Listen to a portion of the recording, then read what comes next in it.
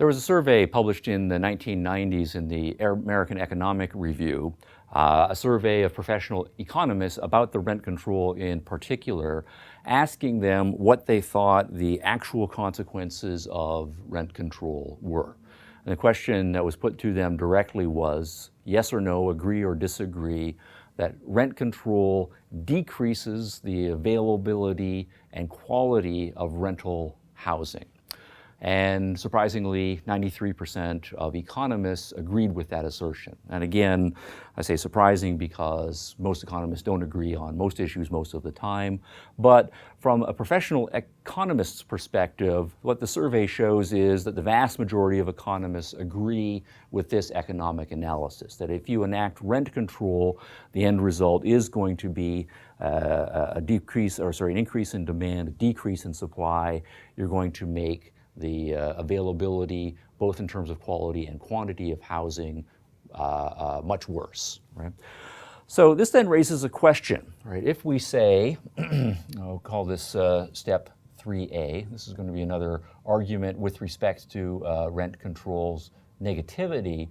If we say that most economists,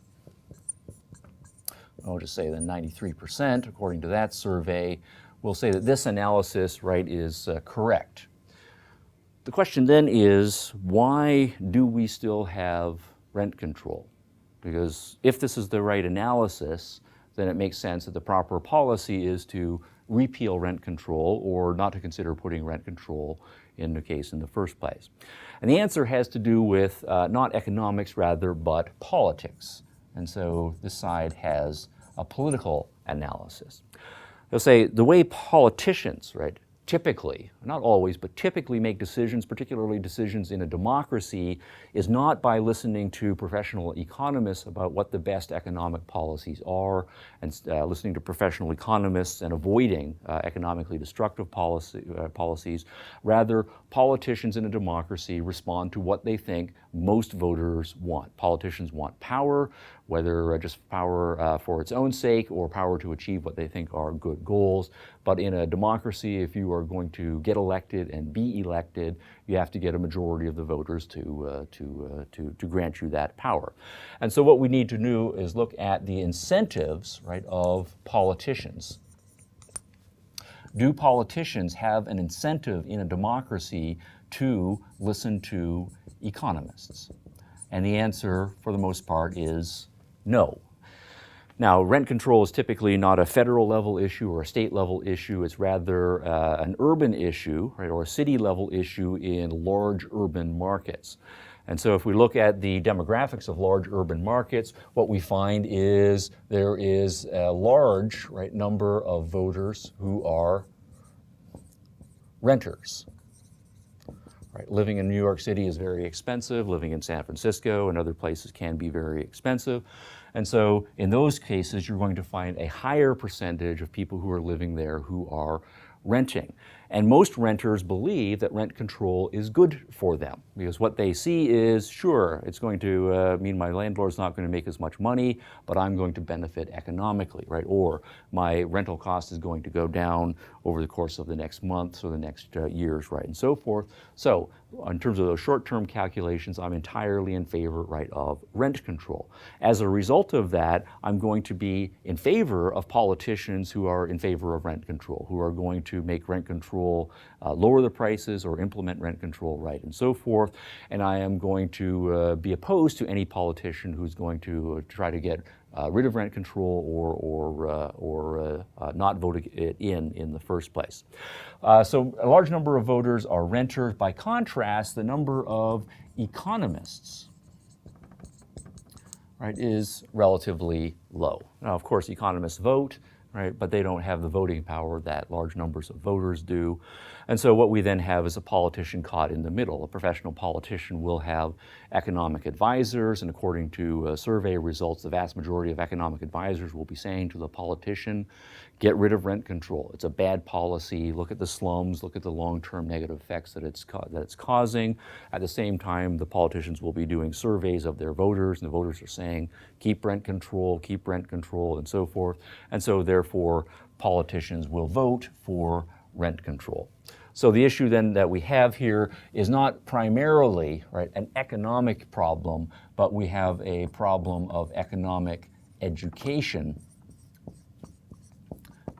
right, in a democracy. The challenge, you might say the business ethics challenge, is partly a political challenge here. How can we, if this analysis is essentially economically correct, get voters to see that the long-term consequences of rent control are not to their advantage? Now, of course, this is a very challenging issue because even if we were able to get politicians to listen to economists, right, more seriously, and some politicians, of course, will do so, they'll say, all right, maybe I have seen this flow chart and all of my economic advisors are saying that it's essentially correct and I can understand it right myself. But what are the consequences going to be if we abolish rent control? And then the economists will chime in quite happily. They'll say, well, the opposite effect of all of these will come into place, right? If we get rid of rent control, then what's going to happen to landlords' profits? Well, the landlords' profits, right, are going to go up. If landlords' profits, right, go up, then the landlords, of course, are going to be happier. They'll be restoring their maintenance budgets and investing more money in maintenance. And if they invest more money in maintenance, then the property values go up, and so the tax bases go up, and so then we can start fixing the parks and increasing trash collection and making sure the streets are working and paved more frequently, right, and so forth. And then also the buildings won't wear out, right, as quickly. And if landlords are making higher profits, then that's going to attract real estate developers who will say, wow, look at the profits those landlords are making in there. I want to get in on that. I'm going to build another rent control unit. So what then typically will happen is we will get the opposite of all of these effects over here. And instead of having slums, we'll have better maintained buildings. And instead of having a lower supply, we'll have an increase in supply.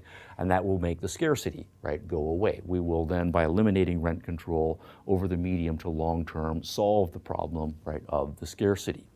But the other side of the equation is if we eliminate rent control, that then means the opposite of this happens too. The cost to tenants has to go up. And if we have had rent control in place for quite a while and we've made the scarcity a whole lot worse, what that means is that the costs are going to go up a lot, and that's going to be very painful for tenants.